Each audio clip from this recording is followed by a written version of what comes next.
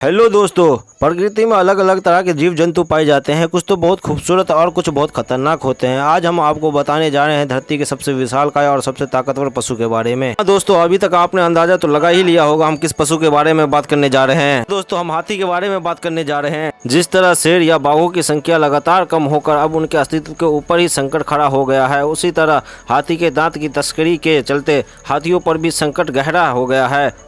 हाथियों की 3 प्रमुख प्रजातियां हैं, अफ्रीकी सवाना हाथी और अफ्रीकी वन हाथी और एशियाई हाथी। हाथियों को रोजाना 150 किलोग्राम भोजन की जरूरत होती है, इसलिए हाथी हर दिन 12 से 18 घंटे घास और पौधे फल खाने में मुब्तला रहते हैं। पूरी दुनिया के हाथियों में से 25% हाथी अकेले अफ्रीकी देश बोत्सवाना में पाए जाते हैं। भारत में हाथी की सर्वाधिक संख्या कर्नाटक में दर्ज की गई। यहाँ हाथियों की संख्या 6000 के करीब बताई गई थी। हाथी के 2 तरह के दांत होते हैं। बड़े दांत को गजदत कहते हैं। इसका उपयोग पैरों की छाल को उतारना, को खोदना तथा अपने रक्षा के लिए उपयोग करते हैं।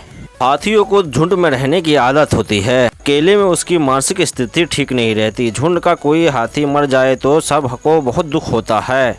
हाथी का सबसे मुलायम हिस्सा उसके कान के पीछे का होता है, इसलिए हाथी को कान से ही काबू किया जा सकता है।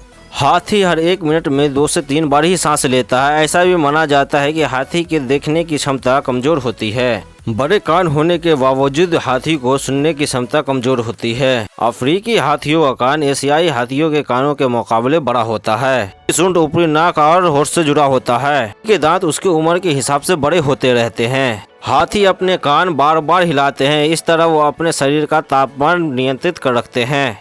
हाथी अपने पैरों का उपयोग सुनने के लिए भी करते हैं। जब हाथी चलते हैं तो जमीन पर एक अलग तरह का कंपन होता है, इससे वो एक दूसरे हाथी को ट्रैक कर पाते हैं।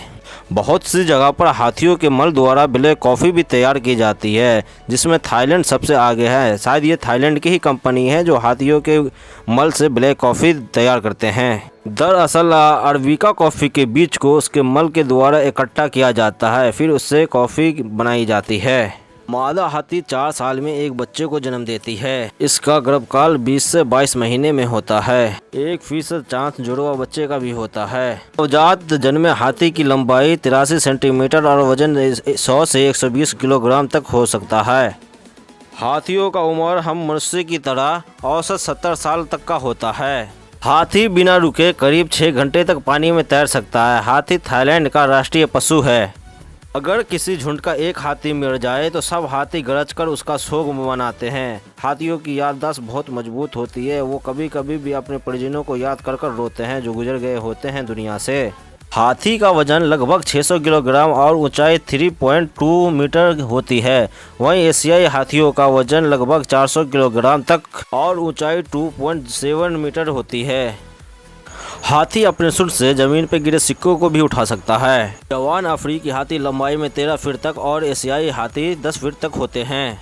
नर हाथी प्रजनन काल के दौरान बहुत चिड़चिड़ा हो जाता है और कई बार नर हाथी आपस में एक दूसरे की लड़ाई में एक दूसरे को बहुत बुरा नुकसान पहुंचा देते हैं। सर्कस में जो हाथी देखते हैं वो मादा हाथी होती है। दरअसल मादा हाथी को काबू करना आसान होता है।